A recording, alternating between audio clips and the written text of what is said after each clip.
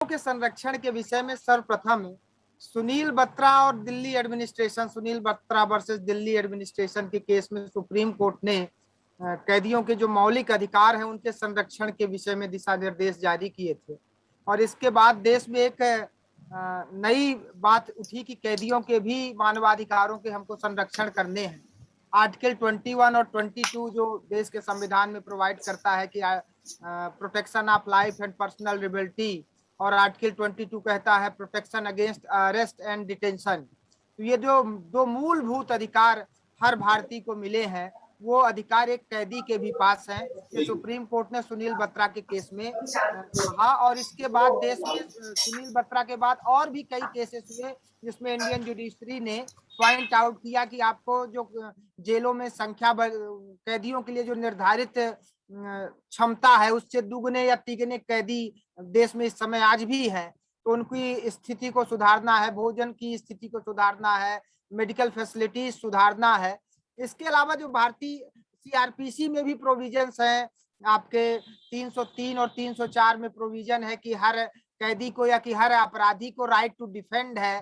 फिर 304 कहता है सीआरपीसी कि उसको लीगल एड हमको प्रोवाइड करना है अगर वो वीकर सेक्शन का है, अगर उसके पास समुचित व्यवस्था नहीं है अपने अधिकारों को मुकदमा लड़ने के लिए, वकील करने के लिए। तो 304 सीआरपीसी प्रोवाइड्स करता है कि आप को सरकार की मदद से आपको सरकारी वकील उपलब्ध होंगे, पैनल लॉयर्स उपलब्ध होंगे। तो ये सारी चीजें हमारे संविधान में पहले से भी हैं, आज भी है। मैं अभी एक वक्ता कह रहे थे वो अंडर ट्रायल प्रिजनर्स के विषय में कि अपनी जो अगर 10 साल की सजा है तो 10 साल पूरा कर लेते हैं तब भी नहीं छूट पाते। उसके संबंध में भी 436A एक स्पेशल प्रोविजन 2005 में लाया गया, जिसपे इस बात को कहा गया, सुप्रीम कोर्ट के दिशा निर्देश पे 436A अमेंडमेंट हुआ सीआरपीसी में। और ये उस पे प्रोविजन है कि अगर कोई अंडर ट्रायल प्रिजनर अपनी जो अधिकतम सजा है उसका अगर 50% वो जेल में बिता लेता है तो उसका जो बेल हो जाएगी, as a matter of right होगा, एक्सेप्ट इन दोज केसेस जहां पे जो मैक्सिमम पेनाल्टी है वो डेथ पनिशमेंट है। उन सारे केसेस में आपको आप इसका लाभ मिलेगा, 436A का लाभ मिलेगा। ये सारे प्रोविजंस भारतीय संविधान और सीआरपीसी, आईपीसी हर जगह है कि जो विचाराधीन कैदी हैं उनके हितों का संरक्षण हो। बाकी सारी चीजें ऊपर के पहले के वक्ताओं ने बड़ी इलोबरेट किया है तो उसको मैं नहीं जाना चाहूंगा। जेलों के संबंध में आरटीआई के विषय में मेरा 2-3 ही अनुभव रहे। मैंने 2012-13 में एक बार जानकारी मांगी थी कि जेलों में जो निर्धारित क्षमता क्या है हर जेल की मध्य प्रदेश में कैदी रखने की, और कितने अधिक कैदी आपने रखे हैं, इस जेल में कितने कैदी हैं, कितने पुरुष हैं, कितनी महिलाएं हैं। और इसके साथ ही मैंने एक और जानकारी मांगी थी कि उस समय संज्ञान में मेरे बात आई थी, एक कैदी ने ही बताया था कि जुर्माना न जमा कर पाने के कारण भी बहुत सारे कैदी जेल में अपनी जो सजा है, जैसे पनिशमेंट होता है 10 साल का, और फिर अगर उस पर जुर्माना भी लगता है कि 5,000, 10,000, 20,000 का जुर्माना भी कोर्ट लगाती है, तो अगर आप जुर्माना नहीं जमा कर पाते तो भी आपको 3 महीने और 6 महीने की उसके व्यतिक्रम में सजा मिलती है। तो उस संबंध में मैंने जानकारी मांगी थी कि जुर्माना न जमा कर पाने की स्थिति में कितने लोगों को सजा, मतलब कितने लोग अभी जेल में हैं जो जुर्माना नहीं जमा कर पाए। तो उसमें भी एक इंटरेस्टिंग डाटा आया था, उसको लेके मैंने ह्यूमन राइट कमीशन को और अपने यहाँ होम डिपार्टमेंट को, मुख्यमंत्री के यहाँ लिखा था। और संयोगन ज्यादा संख्या नहीं थी, ऐसे 8-10 लोग थे, और उसपे त्वरित कार्रवाई हुई और उन सारे लोगों को फिर 4-5-3 महीने के अंदर ही छोड़ दिया गया था। तो ऐसे भी कई प्रकरण मेरे संज्ञान में आए हैं। पर जो चीजें अभी आज भी ये हम सबके बीच हैं कि हम लोग आरटीआई एक्टिविस्ट के तौर पे क्या कर सकते हैं, जेलों के संबंध में क्या जानकारियां मांग सकते हैं। तो मैं तो ये कहूंगा कि बार बार इस तरह की जानकारी मांगनी चाहिए कि जुर्माना न जमा कर पाने की स्थिति में कितने लोगों को सजा हो रही है, मतलब कितने लोग जेल में हैं। उसकी जुर्माने की रकम बहुत बड़ी नहीं होती, पर कई बार ऐसे लोग भी होते हैं कि जिनके पास इतना पैसा नहीं होता कि वो छोटी सी रकम भी दे पाए, 4-6 हजार, 10,000 भी। तो उन सारी ऐसी कंडीशंस में भी हम सब लोग मदद कर सकते हैं अगर ऐसी जानकारियां सार्वजनिक हो जाएं तो वो जानकारियां हमको लगातार जेलों से मांगनी चाहिए। जेलों में क्षमता कितनी है और कितने विचाराधीन कैदी कितने कैदी उस जेल में हैं, इसकी जानकारी हमको लगातार हर साल में 2 बार 3 बार जेलों से मांगनी चाहिए। जो जिस जिले में है उस जिले के जेलों से ऐसा मांगे। साथ ही वहां पे डॉक्टरों की क्या व्यवस्था है। और एक स्पेशल बात है कि ह्यूमन राइट कमीशन और डीजे को इंस्पेक्शन के लिए जाना पड़ता है, अभी वक्ता ने सर ने बताया है, और ये एक लीगल प्रोविजन है। तो कितने बार इस तरह के इंस्पेक्शन हुए हैं और उन इंस्पेक्शन की रिपोर्ट क्या है, कितने मामले मानवाधिकार के उल्लंघन के जेलों के संबंध में मानवाधिकार आयोग में पेंडिंग है, या कि कितनी संस्तुतियां हुई हैं, मानवाधिकार आयोग ने कितने डायरेक्शंस दिए हैं, किस अधिकारी के खिलाफ कार्रवाई करने के लिए निर्देश दिया है जो जेल से संबंधित है। ऐसे डाटा भी हम लोग कलेक्ट कर सकते हैं और उसके आधार पे हम संबंधित अधिकारियों पे, जेल अधिकारियों पे दबाव बना सकते हैं।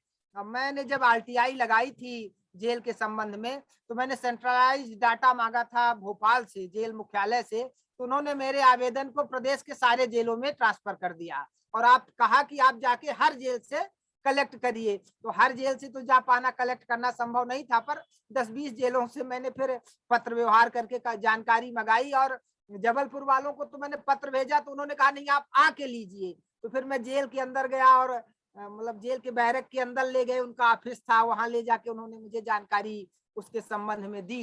तो इस सारी चीजों की जानकारियां हम एज आरटीआई एक्टिविस्ट कलेक्ट कर सकते हैं और समाज पे और प्रशासन पे इस विषय को लेके दबाव बना सकते हैं, क्योंकि जो जेलों की स्थितियां हैं वो बाहरी तौर पे भले ठीक लगे, पर आंतरिक तौर पे कैदियों को खाना खाने के लिए भी पैसे देने पड़ते हैं।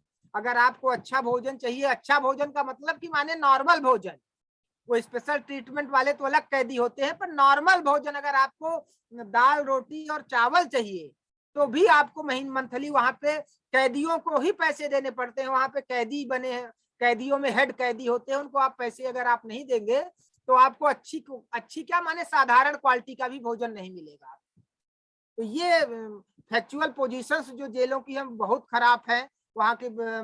आप ये मानिए कि जो वहां से छूट के कैदी आते हैं जो सारी चीजें बताते हैं, तो उस हिसाब से बहुत फैक्चुअली बहुत खराब स्थिति है, मानवाधिकारों का खुला उल्लंघन हो रहा है वहां पे। तो उन सब मामलों पे हम सबको मिलकर काम करना चाहिए, यही मेरा मत है और इतने में कहना चाहूंगा। धन्यवाद। जी जी जी नित्यानंद जी, धन्यवाद आपका। और आपने कुछ अपने अनुभव यहाँ पर शेयर किए मध्य प्रदेश के कॉन्टेक्स्ट में। अच्छा, एक चीज मैं और बता दूं कि अभी सुप्रीम कोर्ट का अभी परसों का एक बहुत शानदार जजमेंट आया है, शायद जस्टिस संजय कृष्णन साहब का। उन्होंने जो 7 साल से कम अवधि के अपराध हैं, जिसमें मैक्सिमम सजा 7 साल से कम अवधि की है, उसमें एक ऐतिहासिक जजमेंट दिया है कि आप गिरफ्तार नहीं कर सकते, जमानत एक एब्सोल्यूट टाइप का राइट कर दिया है। ये सर्टेन कंडीशंस हैं कि कुछ मामलों को छोड़ के एक प्रकार से उन्होंने एब्सोल्यूट कर दिया है। तो इन सारी जो सुप्रीम कोर्ट के डायरेक्शन से, गाइडलाइन से, जेलों की जो 7 साल से कम के अपराध थे उनमें अब गिरफ्तारियां लगभग कम हो गई हैं, काफी संख्या कम हुई है। उससे जो जेल में संख्याएं बढ़ रही थी उस पर अंतर आया है विगत 2-3 अरनेश कुमार और इन सारे मामलों को लेकर, अरनेश कुमार में और फिर अभी जो भी कल भी जजमेंट हुआ है उसी क्रम में आगे बढ़े हैं। उससे जो जैसे डाउरी केसेस पे बहुत सारे अनावश्यक गिरफ्तारियां होती थी, या कि 7 साल से कम के जितने भी मामले थे उसमें जो अनावश्यक गिरफ्तारियां होती थी, उसको लेकर सुप्रीम कोर्ट ने विगत 4-5 सालों में जो डायरेक्शन इशू किए हैं उससे गिरफ्तारियों को लेकर एक बड़ा सुधार हुआ है। और अब 7 साल से कम के मामलों में मतलब अगर 100 अपराध है तो 10 या 5 2 ही मामलों में गिरफ्तारियां होती हैं, बाकी मामलों में अब गिरफ्तारियां नहीं होती। ये एक फायदा सुप्रीम कोर्ट की जो गाइडलाइंस आई हैं उससे हम सबको हुआ है, देश में इस पे सुधार हुआ है। जी धन्यवाद। यहाँ पर आपने बहुत सारी प्रश्न भी रेज कर दिए जो स्वयं भी एक अलग से भी डिस्कशन के मामले हैं। वैसे कंसर्न तो यहाँ पर जो जेल के कैदियों को लेकर के है ह्यूमन राइट्स वायलेशन का, उससे तो हम सब इत्तेफाक रखते हैं और होना चाहिए। लेकिन जैसे कई बार ये भी बातें आती हैं, अब यहाँ पर उसको अपन कितना डिस्कस कर पाएंगे कि जैसे आपने कहा कि 7 साल से कम अपराध वालों में गिरफ्तारी नहीं होगी और इस तरह से सारी चीजें, तो वैसे भी पुलिस का जो रवैया होता है आमतौर पर, हम यहाँ ग्राउंड की आपको बात कर रहे हैं कि मतलब इनकी विवेचना बहुत कमजोर होती है। विवेचना भी वो उसी चीज पे ज्यादा इंटरेस्ट के साथ करते हैं जहाँ पे उनका लाभ होता है। तो ये पुलिस का जो एक इशू है ये बहुत मतलब बहुत ही ड्यूबियस रहता है। अब मतलब यदि जेलों में जाएं लोग, कोर्ट में जाते हैं, उनके ट्रायल चलते हैं, तो वहाँ भी मतलब हमने ये देखा हुआ, जैसे हम एक सिंपल सा उदाहरण लेते हैं, इस समय एक अभियान चल रहा था जो पंचायतों में भ्रष्टाचार का था, और कई सारे सरपंच सचिवों के ऊपर और पंचायत अधिकारियों के ऊपर FIR दर्ज करवाई गई। अब हम ये देख रहे हैं कि वो जाकर के बहुत जल्दी से वहां से स्टे लेकर के आ रहे हैं, जबकि वो सिद्ध है, दोष स्वयं सिद्ध है, जांच अधिकारी ने उनके दोष सिद्ध कर दिए। फिर हम ये देख रहे हैं कि अभी हमने जब और दबाव लगाया तो कुछ एक दो की गिरफ्तारी भी हुई सरपंचों की। तो वो जो गिरफ्तारी हुई है तो वो ऐसे ऐसे लोग हैं जो सबसे कमजोर था, मतलब हम उनको देख करके भी समझ सकते हैं कि जिनका कोई सिफारिश नहीं होगा, जिनका कोई मतलब मंत्री या किस तरह से विधायक या इस तरह से कोई जो सत्ताधारी दल के लोग हैं उनका कोई इतना फोर्स नहीं होगा या अन्य उनका जो अप्रोच होगा नहीं होगा। तो ऐसे एक दो लोग गिरफ्तार हुए हैं। ऐसे सारे लोग जिनका राजनीतिक कनेक्शन बहुत अच्छा है उनको कोई टच नहीं कर रहा है। तो मतलब एक तरफ ये भी इशू रहते हैं। तो अब ये है कि इसमें से न्याय व्यवस्था पर भी प्रश्न चिन्ह खड़ा होता है। हम ये मानते हैं कि जैसे कोर्ट में यदि जेल में लोग अंडर ट्रायल हैं तो उनका ट्रायल जल्दी होना चाहिए। कोर्ट फास्ट ट्रैक कोर्ट होनी चाहिए, जल्दी उनका ट्रायल होना चाहिए, जल्दी उनका निपटारा होना चाहिए, ये बहुत जरूरी है।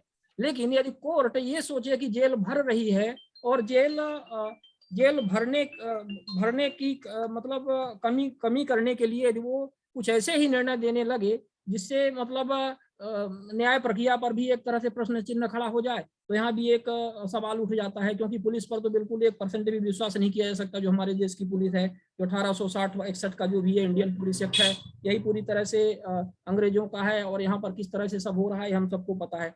तो बहुत सारे प्रश्न इस तरह से भी खड़े होते हैं। अब यहाँ पे एक सवाल और भी आता है कि जैसे आपने कहा कि आपने एक RTI लगाई भोपाल में, ठीक है, आपने कुछ सेंट्रलाइज्ड डेटा मांगने का प्रयास किया, और उस सेंट्रलाइज्ड डेटा को आपको उपलब्ध ना करवाते हुए यहाँ पर क्या किया गया कि उन्होंने सभी जिलों को, 52 जिलों को, मान लीजिए अब जितनी भी जेलें हैं उनको उन्होंने अंतरित कर दिया धारा 6(3) के तहत। तो यहाँ पे धारा 4 का भी प्रावधान यहाँ पे लागू होना आवश्यक है। तो यहाँ पे जैसे RTI के विषय में हम क्या कर सकते हैं, यहाँ पे क्या हम धारा 4 के प्रावधान यहाँ पे लागू नहीं करवा सकते? क्या हम ये जानकारियां सुओ मोटो पब्लिश नहीं करवा सकते? तो इस विषय में हमारे पास 3 सूचना आयुक्त इस समय है, तो हम उनसे इस विषय में चर्चा करेंगे। तो सबसे पहले मैं राहुल सिंह सर को ही यहाँ पे आमंत्रित करता हूँ कि इस विषय में क्या कुछ किया जा सकता है। अपन इसमें मतलब यदि बात करें कि मतलब धारा 4 के प्रावधान यदि जेल से संबंधित या मतलब जेल रिफॉर्म से संबंधित यदि अपन इसकी बात करें तो कहाँ तक धारा 4 के प्रावधान लागू करवाए जा सकते हैं, किन किन चीजों को हम सुओ मोटो पब्लिश करवा सकते हैं?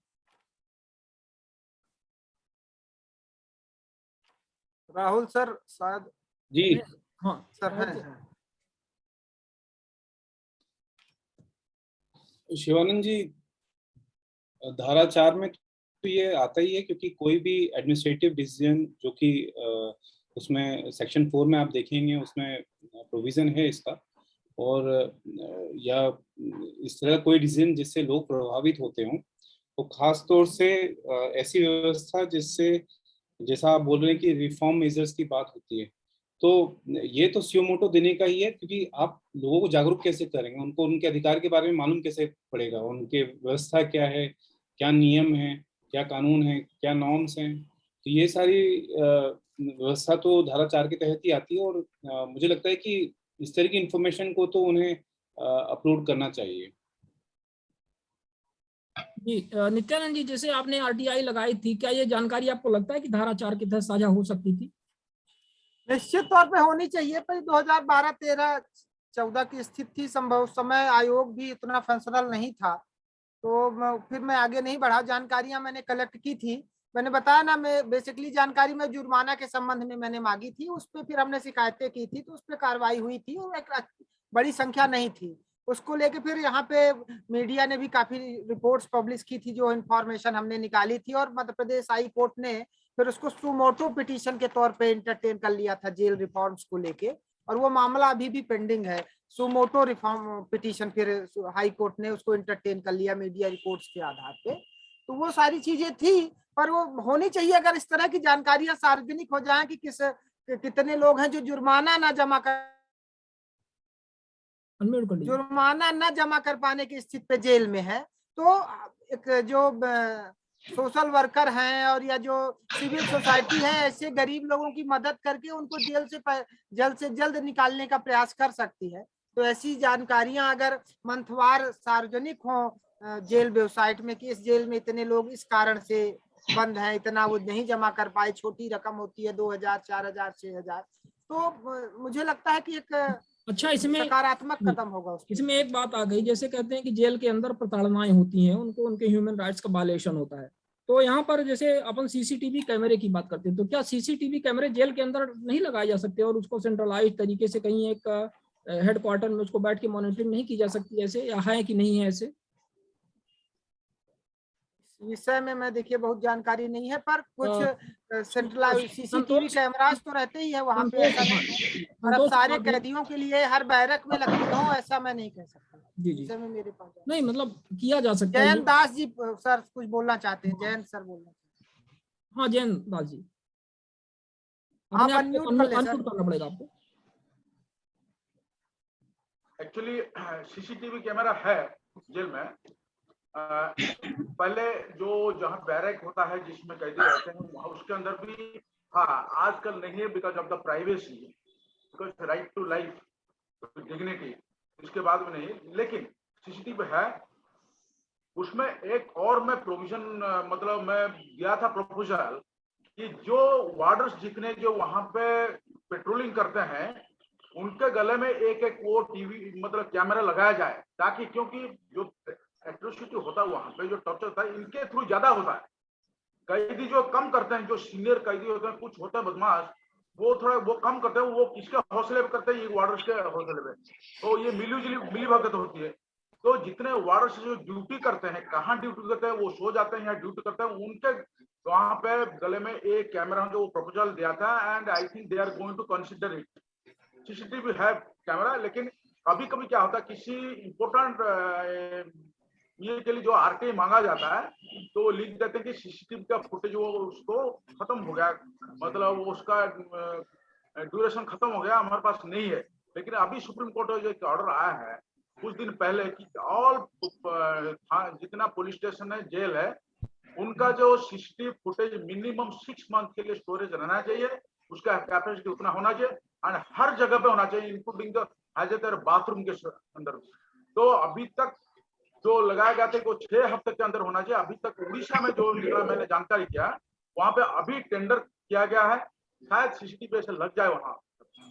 और मैं जो बताया एक वीडियो कॉन्फ्रेंस जो फोन में बात करने के लिए, जो वीडियो कॉन्फ्रेंस में जो कैदी होते हैं या तो जो प्रिजनर होते हैं या एक्यूज पर्सन है, उनके घर वालों के साथ वीडियो कॉन्फ्रेंस से बात किया जाए, ताकि उससे क्या हो, एक कैदी या एक एक्यूज का मेंटल स्ट्रेस जो बहुत ही कम हो जाएगा, ताकि वो अपने घर वालों को अपने आंख से देख सके।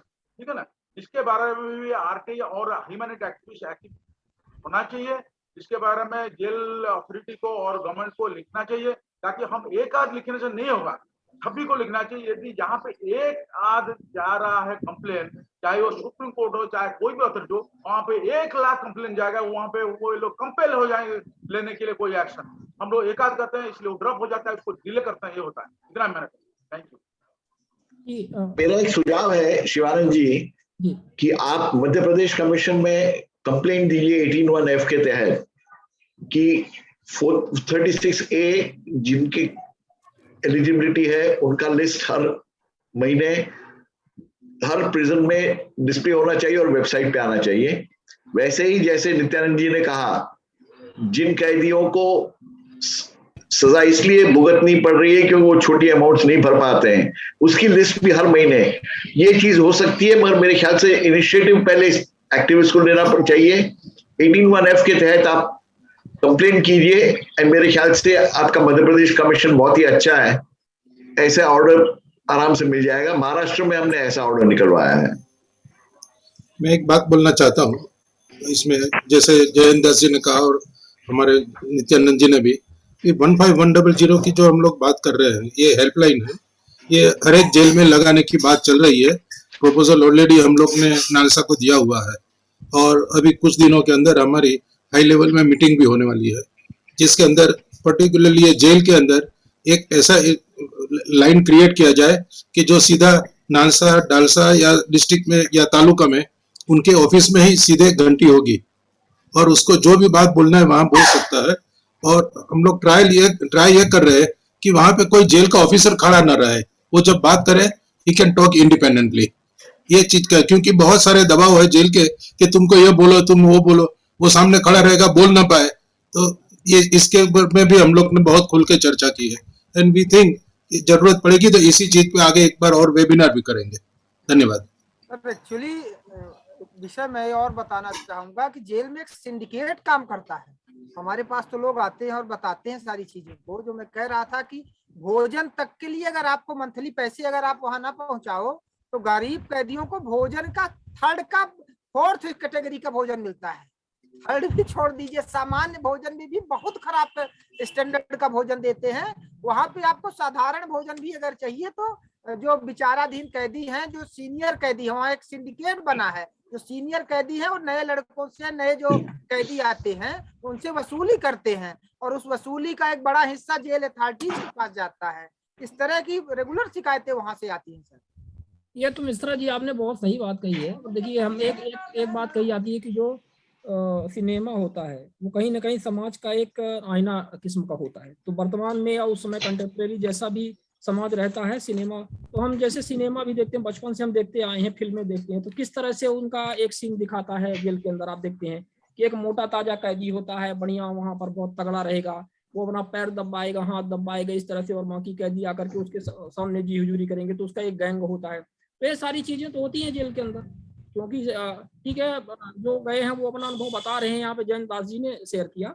और आप भी मतलब आपके क्लाइंट्स वगैरह जो भी इस तरह से आते हैं तो उनके माध्यम से भी आपको जानकारी मिलती रहती है। तो इसमें तो कोई इनकार नहीं किया जा सकता कि इस तरह से जो प्रैक्टिसेस हैं वहाँ पे होती होंगी। हमारे बीच में संतोष उपाध्याय जी हैं, और संतोष उपाध्याय जी बंदी अधिकार को लेकर के काफी बड़ा आंदोलन वो चला रहे हैं और उन्होंने अपने व्यूज शेयर किए। संतोष उपाध्याय जी, थोड़ा सा अपने आप को अनम्यूट करके आप इस विषय पर प्रकाश डालिए कि आपको क्या लगता है कि कौन कौन सी ऐसी जानकारियां हैं जेल से संबंधित जिसमें से ट्रांसपेरेंसी आना आपको आवश्यक महसूस होता है, और उसके लिए क्या कुछ किया जा सकता है ट्रांसपेरेंसी के लिए, कि जिसमें धारा 4 के तहत मतलब उसको सुओ मोटो पब्लिश करवाया जाए। धारा 4 के तहत मतलब सेक्शन 4 होता है आरटीआई एक्ट का, जिसमें बहुत सारी ऐसी जानकारियां जो पब्लिक इंपॉर्टेंस की या बहुत आवश्यक होती हैं समाज के लिए, उसको पब्लिश करवाया जाता है।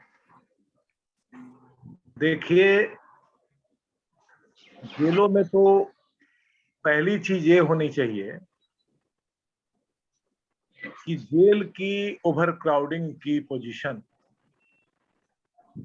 वो स्पष्ट होनी चाहिए, क्योंकि ओवर क्राउडिंग और बेल डिलीवरी सिस्टम दोनों का एक रिश्ता होना चाहिए। छोटे छोटे मामलों में अगर जमानत नहीं दिया जा रहा है, 324, 25, 353, 54 हड़ताल प्रदर्शन में अगर जमानत नहीं दी जा रही है, तो लगता है कि जस्टिस मार्केट में एक आम आदमी की पहुंच कमजोर है, या जस्टिस मार्केट बेल एक राइट है।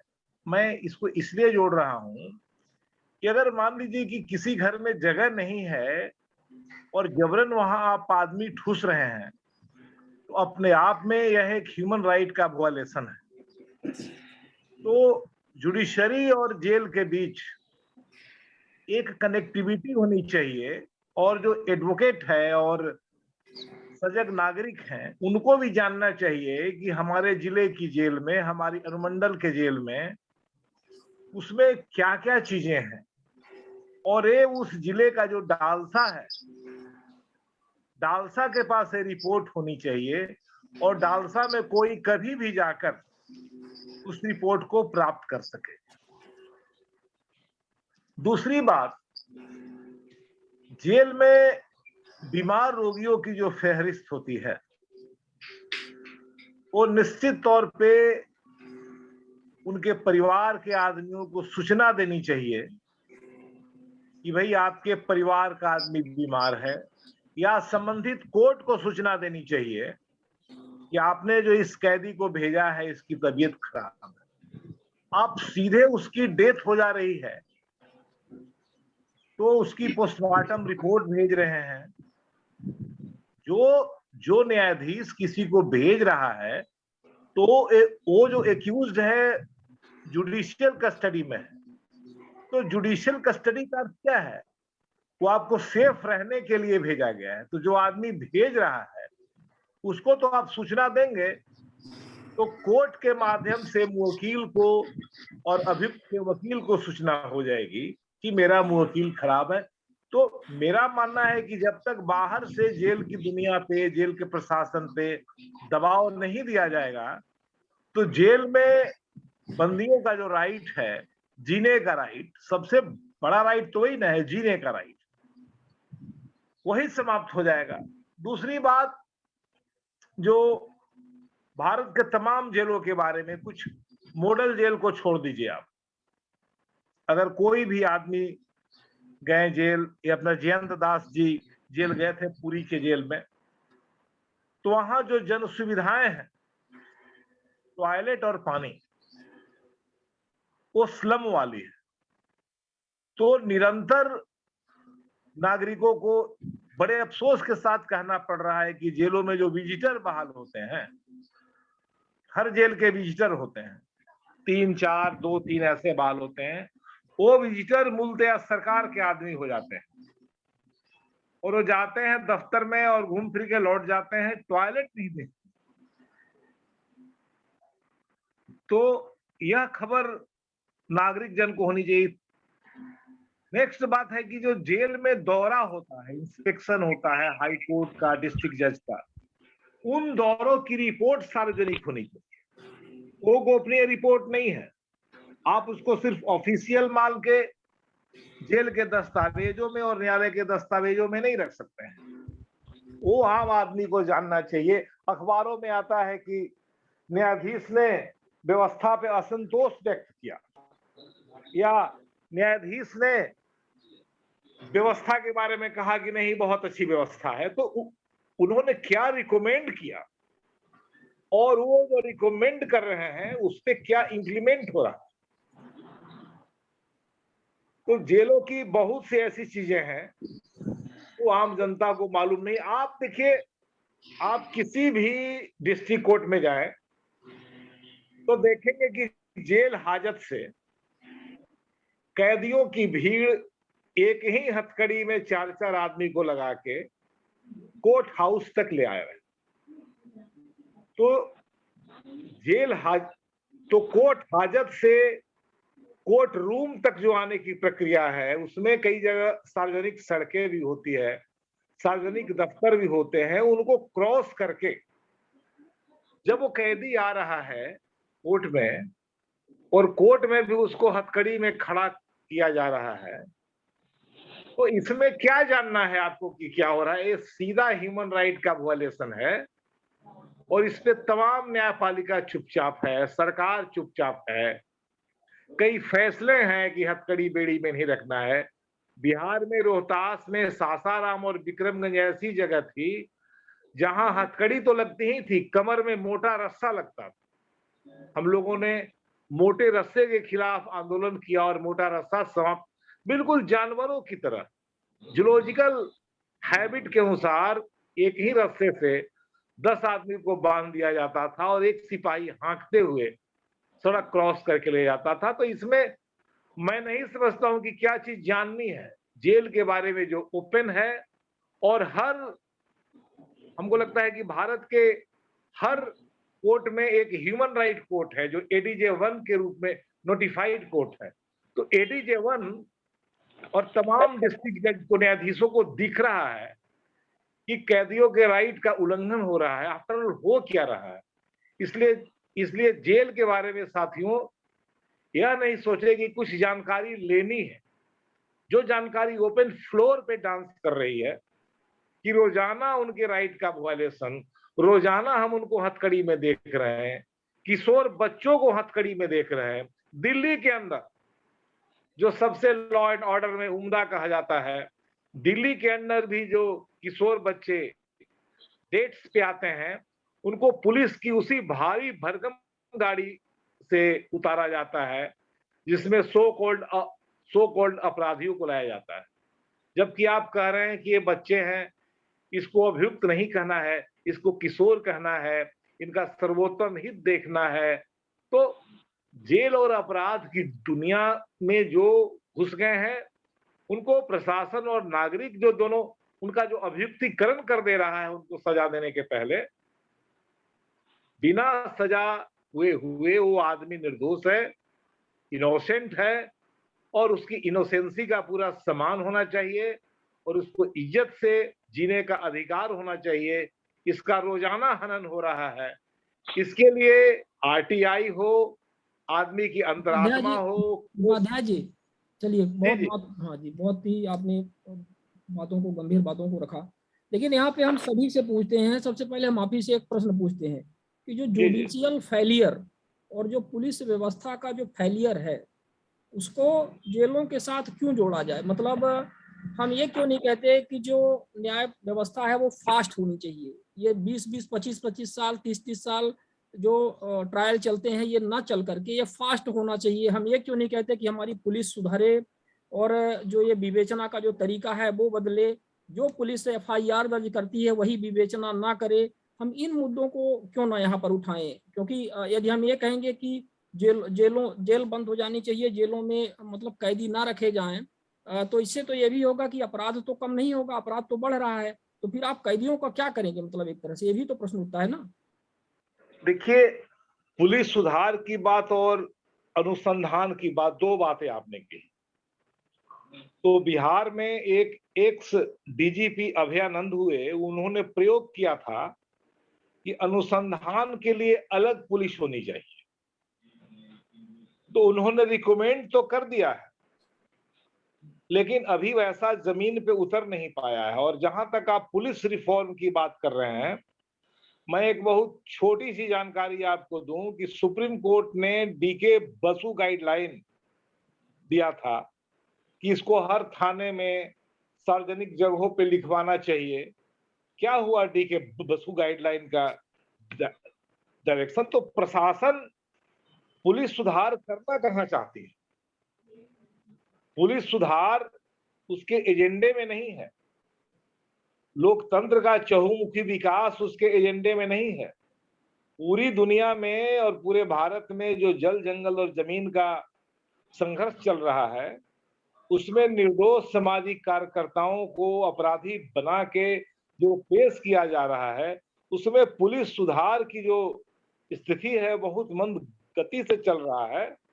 इसलिए बहुत ज्यादा आशा रखना सरकार से और जेल सुधार पे कम ध्यान देना, मेरे ख्याल से पुलिस सुधार पे भी काम हो, अनुसंधान और ये अपना कानून व्यवस्था, पुलिस के दो महकमे हों अलग अलग, और जेल सुधार तो एक निरंतर प्रक्रिया है। आप खुद कह रहे हैं, मैं तो ये कह रहा हूं कि ज्यादा से ज्यादा ओपन जेल बनाई जाए, और जिससे बहुत दिक्कत है आपको, उसको घर पे ही बोल दिया जाए, एक ऑर्डर लिख दिया जाए कि अपने घर पे ही रहे।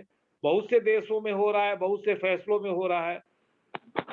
जो 70 साल से ऊपर के लोग हैं उनको छोड़ दिया जाए। अरे कम से कम बूढ़े लोग को अपने घर में मरने की तो इजाजत दें आप। क्या उससे हानि है? आप एक प्रोबेशन रिपोर्ट लें। तो असल में हम लोग और इंटेलेक्चुअल जिस प्रकार से सोचते हैं, उस प्रकार से प्रशासन नहीं सोचती है। और जेल दुनिया ही नहीं, भारत का भी सबसे निचले पायदान का इशू है।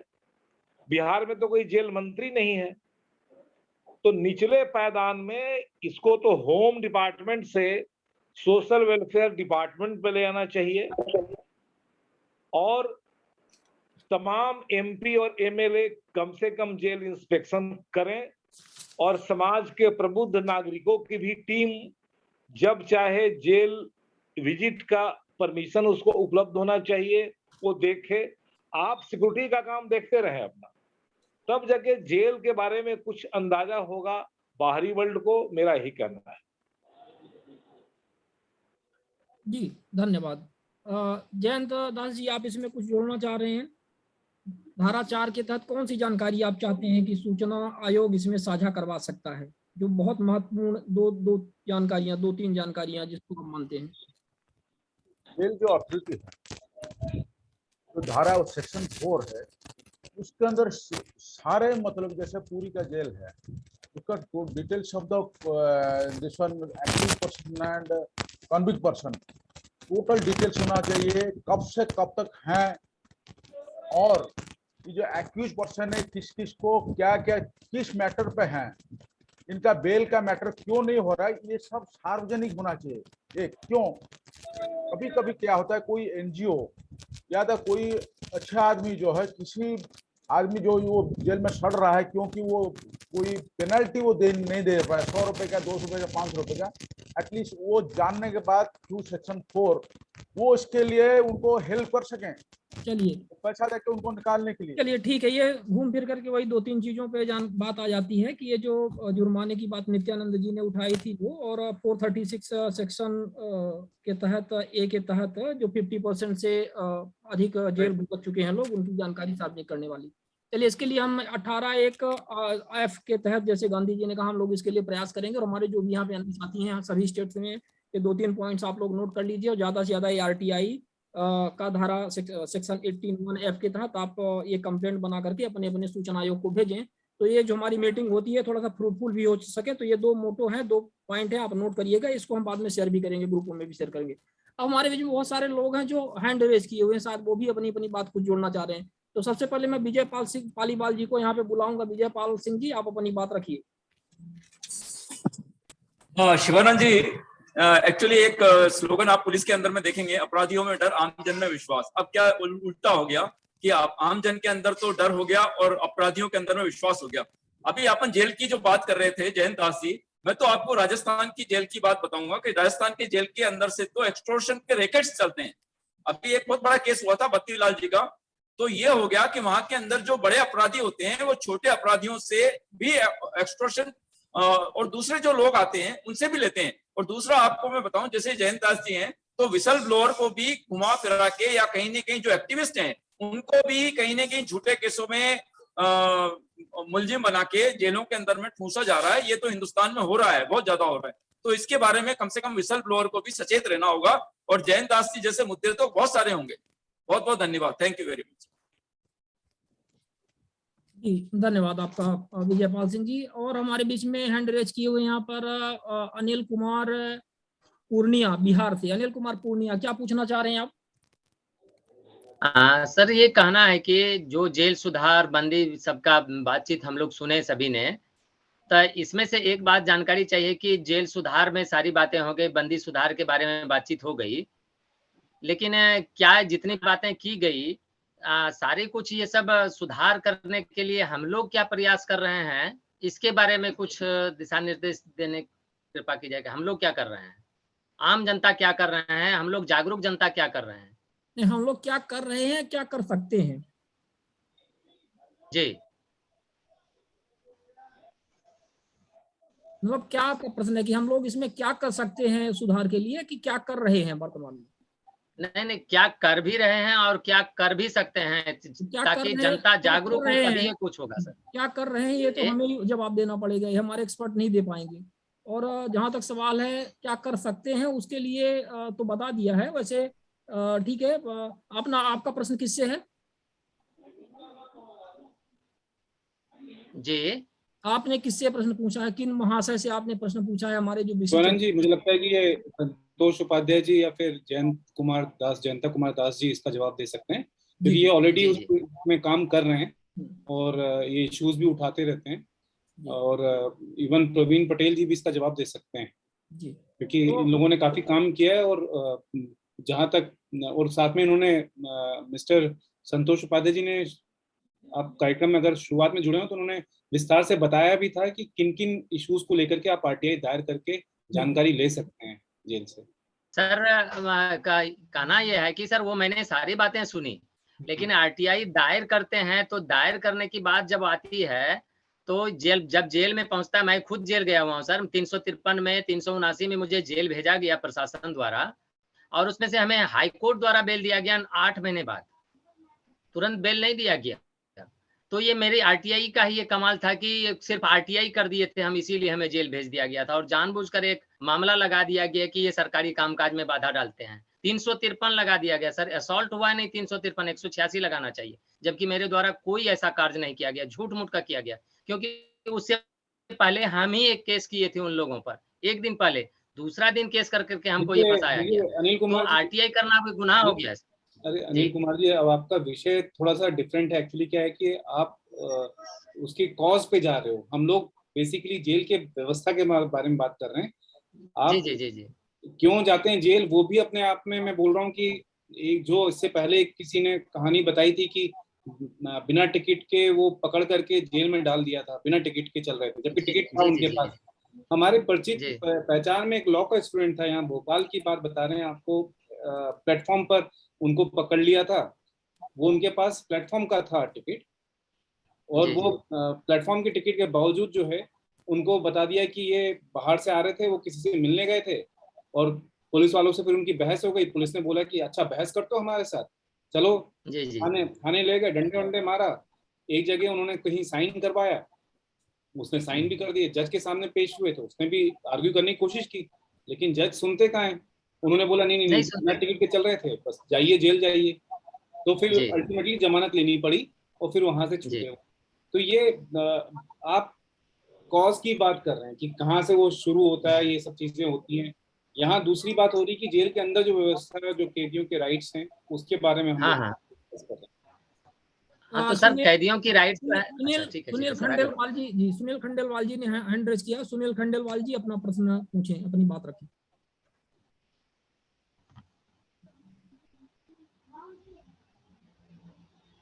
चलिए, सुनील खंडेलवाल जी अभी नहीं आ पा रहे हैं हमारे बीच में। राकेश सोगानी जी हैं जयपुर से, अधिवक्ता, वो अपनी बात कुछ रखना चाहते हैं। बैठ करके बोलिएगा। सोगानी जी, आप तो बिल्कुल लेटे हुए हैं। सर जय हिंद। मैं उन सभी को प्रणाम करता हूं जिन भ्रष्टाचारियों ने आप सब लोगों को प्रताड़ित किया और आज आप इस मंच पे आए और इसके लिए मजबूर हुए। मैंने एक वर्कशॉप का आयोजन किया था जेल के अंदर आरटीआई के लिए। मैंने वहां पे बहुत सारी सूचनाएं बहुत सारे लोगों की जब लिखी, मगर उसकी कहीं भी कोई पालना नहीं हुई जो कि 48 घंटे में होनी थी। उसके बाद मैंने मानवाधिकार आयोग में संपर्क किया और उनको ये कहा कि आप हमारे साथ चलिए, इस वर्कशॉप में शामिल होइए। सूचना आयुक्त को भी मैंने निवेदन किया कि आप वर्कशॉप में शामिल हों। मैंने प्रशासनिक सुधार विभाग को लिखा कि ये सारी जितनी सूचनाएं हैं वो सार्वजनिक की जाए इन लोगों की। मैंने हाईकोर्ट रजिस्ट्रार को लिखा और बहुत सारी सूचनाएं मैंने यहाँ पे सार्वजनिक करवाई है। हमारे यहाँ रोटरी क्लब है जयपुर के अंदर, जो अंतर्राष्ट्रीय लेवल पे है। उन्होंने एक 5 लाख रुपए का फंड बनाया हुआ है और जेलर को बोला हुआ है कि कोई भी ऐसा आदमी हो जिसका 5000 रुपए तक का कोई जुर्माने की वजह से अगर कैद हो तो वह उस फंड को उसमें से ले ले। दूसरा, उस फंड में अगर ज्यादा का अगर कोई अमाउंट है तो वो उसको 1 दिन 2 दिन की मीटिंग में रिलीज कर देते हैं। ऐसा बहुत सारी शहरों में, कई शहरों में ऐसी सामाजिक संस्थाएं हैं जो कि इन पैसे को देने के लिए तैयार हो जाएगी अगर थोड़ा सा प्रयास किया जाए, जो कि मैंने जयपुर में किया है।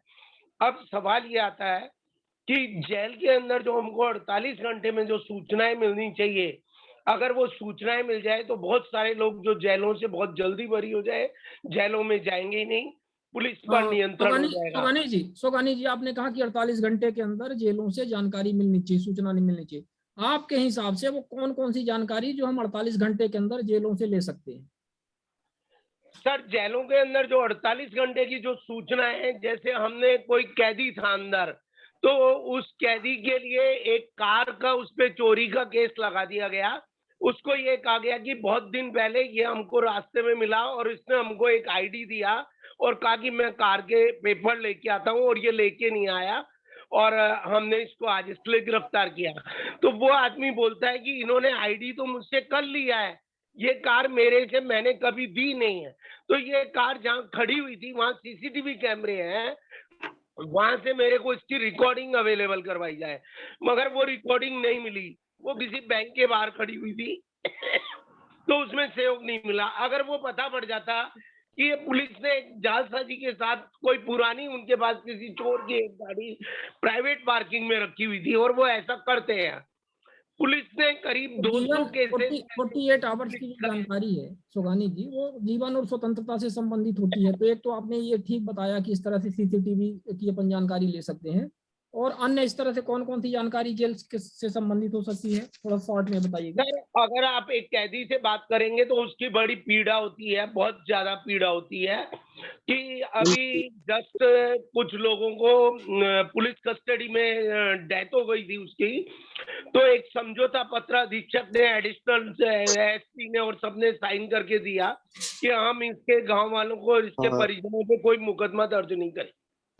उसके बाद उन पे मुकदमा दर्ज करके उनको जेल भेज दिया।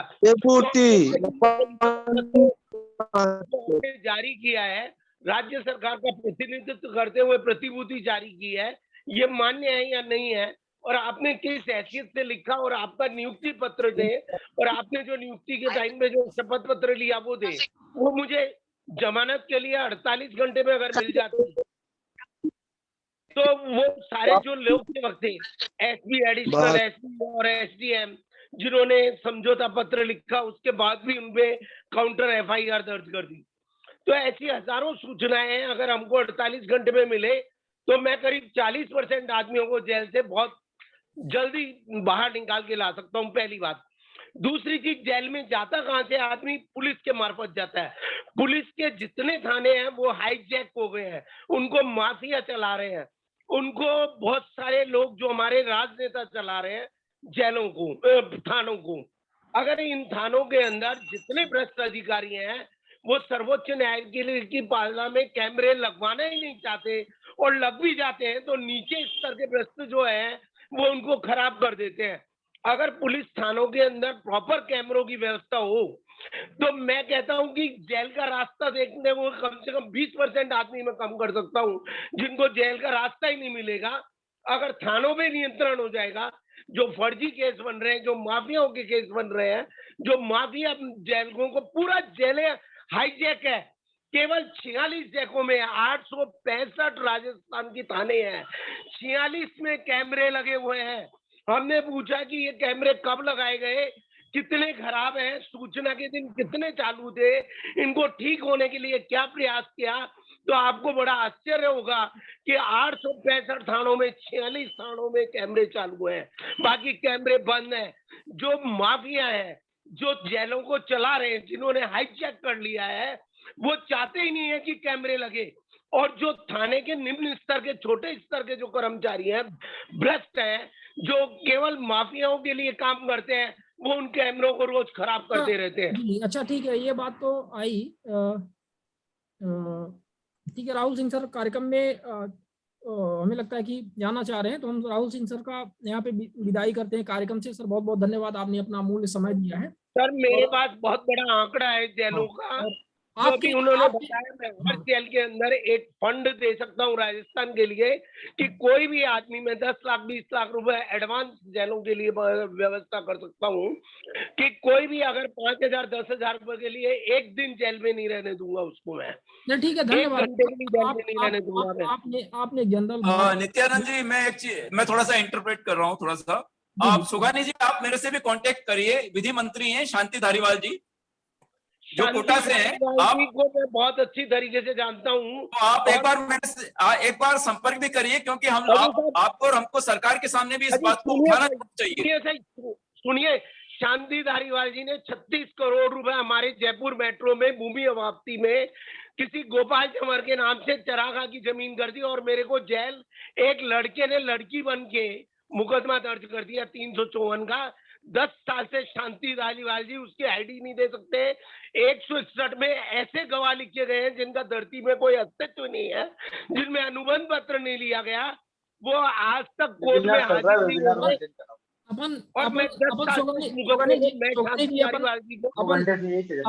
अपन यहाँ पर इसको राष्ट्रीय लेवल के लोग जुड़े हुए। मैं शांति धारीवाल को माफियाओं के लिए काम कर रहे हैं, खुद माफिया है। नहीं, ये बात नहीं कहेंगे राकेश जी, ये अपन सब बात आरोप प्रत्यारोप वाली ये जो व्यक्तिगत बातें आ जाती है, इसको अपन दूर रखेंगे। संपर्क कर लीजिएगा, दे दीजिए। मैं अगर आपसे कोई बात कर रहा हूँ तो बिल्कुल साक्ष्य प्रमाणित बात है, मैं मान रहा हूँ, लेकिन हम लोग डाइवर्ट हो रहे हैं। अपने जो इशू था, जो हमारा मीटिंग था, उससे अपन लोग डाइवर्ट हो रहे हैं। आपका मेन इशू था कि जेल में क्या अधिकार है, मूल अधिकार। अगर उनको 48 घंटे में सूचनाएं मिल जाए तो मान लिए उसके लिए हम सब, आप सुगानी जी, आप आइडेंटिफाई करिए कि कौन कौन सी ऐसी वो हैं, एक लिस्ट बनाइए। और कभी आप जो आज इस मंच में पदासीन है, ये प्रोग्राम से पहले कभी आपने किसी जेल में जाके वर्कशॉप का आयोजन किया गया होता आरटीआई का, तो आपको पता लग जाता कि कितने लोग केवल इस आरटीआई की वजह से, जो उनको नहीं मिल रही जमानत नहीं मिल रही, उनके पास डाटा नहीं है, उसकी वजह से वो जेलों में बंद है। आप अगला प्रोग्राम का आयोजन करें, उससे पहले एक जेल में जरूर वर्कशॉप लगवाएं। बिल्कुल, यहाँ पर हमारे बीच में है जयंत कुमार जी हैं और संतोष उपाध्याय जी हैं। अभी चर्चा हो रही है, ऐसा कुछ फिजिकल वर्कशॉप भी भविष्य में रखा जाएगा और अपन चर्चा करेंगे उसके विषय में। पर मैं एक क्रांति किया हुआ है, अपन लोग 1 बजे की टाइम को थोड़ा सा एक्सीड भी कर गए हैं 15 मिनट, तो हम ये चाहेंगे कि अगले 15 मिनट में मेरे को मौका दीजिएगा अगली मीटिंग में। जी बिल्कुल। वीरेंद्र बहादुर श्रीवास्तव, मैं समाधान अगर कोई सूच वीरेंद्र बहादुर श्रीवास्तव जी अपनी बात रखें, अपने आप को अनम्यूट करके। अच्छा, सुनील खंडेलवाल जी वापस आ गए। हाँ बोलिए सुनील खंडेलवाल जी, आपका क्या प्रश्न था? जी, मेरा प्रश्न है कि ऐसा देखने और सुनने को मिलता है कि जेल में जो बंदी हैं वो आरटीआई लगाना चाहते हैं या कोई आवेदन वगैरह देना चाहते हैं, तो उन्हें अपेक्षित सहयोग जेल अधीक्षक और जेल प्रशासन के द्वारा नहीं मिल पाता है। तो वो सब सुविधाएं उसको मिल पाए, इसके लिए उसे क्या करना होगा? इस विषय में जयंत कुमार जी प्रकाश डालेंगे। आपने आपको अनम्यूट कर लें। ये जो बोल रहे हैं एक्चुअली सही बात है कि मतलब कोई भी आरटीआई डालता है। फर्स्ट ऑफ ऑल तो ये बात है कि मैं देखा हूँ वहाँ पे आरटीआई के बारे में किसी को हार्डली 1% कैदियों को मतलब जानकारी था। मैं जाने के बाद अराउंड 80 to 90% जो है ये इस्तेमाल भी करने लगे। और मैं जब तक था तब जेल अथॉरिटी को भी डर था। मनदीप सर का एक मैसेज आया है और वो जाना चाह रहे हैं, लेकिन सर मैं निवेदन करूंगा 15 मिनट ही सिर्फ, और क्योंकि 1:30 बजे इस कार्यक्रम को अपन विराम देंगे, तो 15 मिनट कोई आरटीआई से संबंधित प्रश्न होगा तो अब आप यहाँ पे रहेंगे तो थोड़ा सा समय देंगे। जी हाँ, दास जी आप अपनी बात को आगे बढ़ाइए। हाँ जी, तो उनको डर भी था कि मैं जब तक था कि यदि ऐसा कुछ इन्होंने किया इनको ऊपर, तो मैं इसके ऊपर एक्शन ले सकता हूँ। तो उसके बारे में तो मैं जेल से आने के बाद फिर भी मैं उसके ऊपर कड़ा निगरानी रखा। इवन जो जेल से कुछ लोग जो है कभी कभी कंप्लेन करते थे तो मैं उसको सुपरिटेंडेंट को वार्निंग भी देता था। तो इसके बारे में ऐसा होना चाहिए था, सभी अच्छे नहीं निकलेंगे। कोई सुपरिटेंडेंट जेलर जो है, हम लोगों को जो बाहर आरटीआई एक्टिविस्ट हैं उनको भी कड़ी निगरानी रखना पड़ेगा कि इसके बारे में रियली कोई ह्यूमन राइट वायलेशन हो रहा है क्या किसी मतलब किसी प्रिजनर का रिगार्डिंग आरटीआई, ये नजर रखना पड़ेगा। क्योंकि सभी अच्छा नहीं होता है और कोई भी नहीं चाहता कि कोई जो उनके अंडर है वो उनको आरटीआई, इवन जो जजेस हैं डिस्ट्रिक्ट जजेस है वो भी नहीं चाहते हैं कोई भी प्रिजनर है कोई आरटीआई की नॉलेज इनके हो, क्योंकि उनका जो काम बढ़ जाता है उससे। तो इसलिए हम लोगों का ड्यूटी है जो बाहर हैं, जो आरटीआई ह्यूमन डिफेंडर है, इसके ऊपर कड़ी निगरानी रखे कि कहीं ऐसा तो नहीं कि जो आरटीआई मांगता है उसको कोई परेशान किया जाता है क्या। यदि किसी एक कोई परेशान जाता है तो हम लोग जेल अथॉरिटी के नाम में कंप्लेंट डालते हैं। इससे उनको डर रहेगा और इनका भी हौसला बढ़ेगा। दे कैन यूज देयर मतलब ये उसका फंडामेंटल राइट्स को यूज कर सकते हैं। जी सोगानी जी, आप अपना नंबर चैट बॉक्स में दे दीजिए। बहुत सारे जो कैंडिडेट्स हैं आपका नंबर चाह रहे हैं आपसे संपर्क करने के लिए। कार्यक्रम में हम आगे बढ़ते, हमारे बीच में भास्कर प्रभु जी हैं, माहिती अधिकार मंच। हाँ शिवानंद जी। हाँ, संतोष उपाध्याय जी। हाँ मैं सिर्फ इसमें 1 मिनट बोल दे रहा हूं कि मेरे साथी का प्रश्न बड़ा निर्दोष प्रश्न है कि जेल में रह के वो आरटीआई लगा सकते हैं कि नहीं। तो मैं तो कहता हूं कि ये तो उनके साहस पे है, और जेलों के अंदर किस तरह का लोकतंत्र है और किस जेल में कैसे, तो उनको हर प्रकार के खतरे उठाने के लिए तैयार रहना होगा। तो लगा सकते हैं, जेलों में रह के लोकतंत्र की लड़ाइयां लोग लड़ रहे हैं तो उसके लिए तैयार रहना होगा। जो घर जा रहे आप ना, चले हमारे साथ, आरटीआई एक्टिविस्टों के साथ तो है, लागू होता है, ठीक है ना। बिल्कुल बिल्कुल सही बात है उपाध्याय जी। अभी हमारे एक साथी थे देवेंद्र अग्रवाल, वो भी पीएचई विभाग में काम कर रहे थे और ठेकेदारी आरटीआई का भी काम देख रहे थे, ठेकेदारी भी किसी अपने रिलेटिव के उसमें देख रहे थे। तो वहाँ पे इसी तरह से वारदात हो गई है। क्योंकि हम जहाँ काम करें या जहाँ रह रहे हैं तो वहाँ से थोड़ा सा हमें इसको दूरी बनाए। वैसे भी अटैक वगैरह ये सारी चीजें होती रहती हैं, लोग टारगेट करते हैं। तो हम लोगों को इन चीजों का ध्यान रखना चाहिए कि कोई डायरेक्ट हमारे उसमें ना आए और उन्हें एक सर्टेन डिस्टेंस तो उनको बना करके ही रखा जाए उससे, तो ये ज्यादा बेहतर है। शायद उसमें वो अपने किसी दूसरे अन्य साथी के माध्यम से करवा सकते हैं। अब जयंत दास जी की बात अलग है, वो तो इंडियन एयरफोर्स के भारतीय मतलब सेना में सेवा देने वाले अधिकारी हैं वो रहे हैं, और वो सब कुर्बान करने के लिए तैयार, तो वो लड़ाके हैं, वॉरियर हैं, तो वो तो सारी चीजें करेंगे। लेकिन जो हमारा अन्य लोग हैं उतना अनुभव, उतना ताकत ना हो, तो इसलिए संतोष उपाध्याय जी का जो सजेशन है बहुत ही अनुकरणीय है। भास्कर प्रभु जी हमारे बीच में जुड़े हुए हैं, उनसे भी हम निवेदन करेंगे कि इन मामलों पर कुछ अपने विचार रखें कि जेल से संबंधित जो आरटीआई या धारा 4 की, धारा 4 के आप बिल्कुल एक चैंपियन रहे हैं और हमेशा ही उसकी एडवोकेसी आप करते रहे हैं, तो धारा 4 का यहाँ पर क्या क्या पॉइंट बनता है जेल के संदर्भ में, और कौन सी जानकारी हम लोग प्रेरित कर सकते हैं, सूचना आयोग को दबाव दे सकते हैं सरकार को कि धारा 4 के अंतर्गत वो जानकारियां साझा करें। आप अपने आप को अनम्यूट कर लीजिए भास्कर प्रभु जी।